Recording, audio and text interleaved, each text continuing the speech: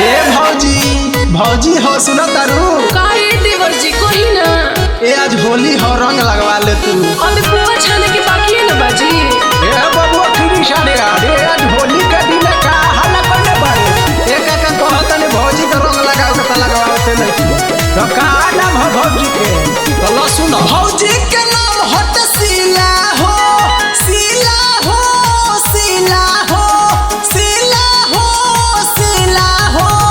भौजी के नाम हट शीला हो हरा रंग वाला गाय के पीला हो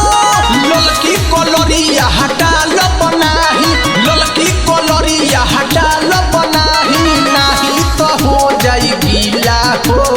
गीला हो भौजी के नाम हट शीला हो हरा रंग वाला गाय के पीला हो भौजी के नाम हट शीला हो हरा रंग वाला गाय के पीला हो सारा हाय जगी जी सारा भीम भैया ऊपर डलिया कससे भैया नीचे हो कससे भैया नीचे भीम भैया ऊपर डलिया कससे भैया नीचे आखिर सबे मरवा डलिया लहंगा के बीच बोला हाय रे हा सुनाय देवरू रसीला हो रसीला हो रसीला हो रसीला हो रसीला हो सुनाय देवरू रसीला हो हरा रंग वहन डालो न पीला हो ललकी कलरिया डलबो न देवरू ललकी कलरिया डलबो न देवरू तो डाली द कलर तू नीला हो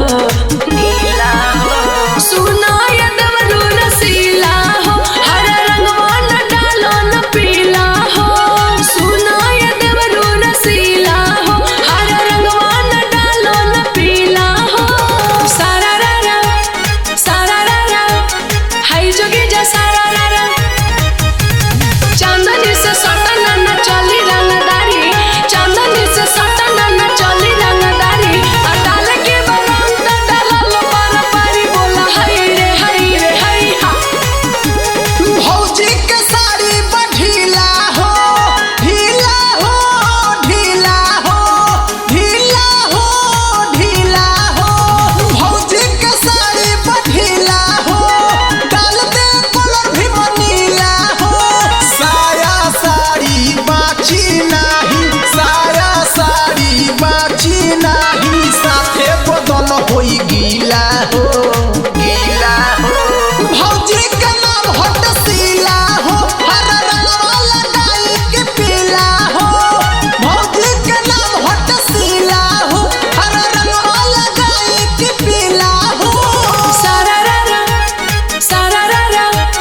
हाय जोगी जा सारा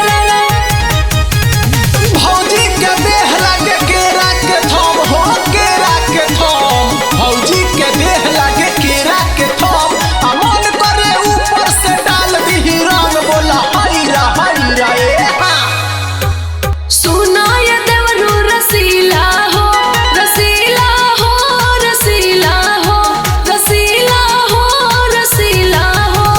सुनाय देवरू रसीला हो पूरा जोबन कोइला नीला हो